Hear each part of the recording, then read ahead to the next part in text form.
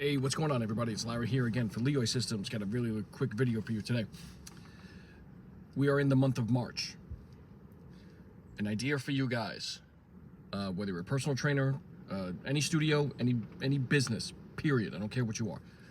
Because other than being March 1st being National Women's Month, there's a whole slew of marketing things you could do with that.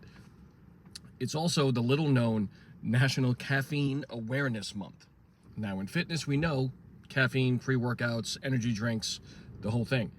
It's a great idea to partner with an energy company or a supplement company for their caffeine-related products.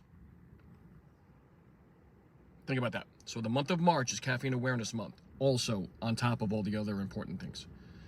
So a little quick marketing idea for you is to partner with either a supplement company for their caffeine-related products or an energy drink, anything basically caffeine, even coffee. Alrighty? Have a good one.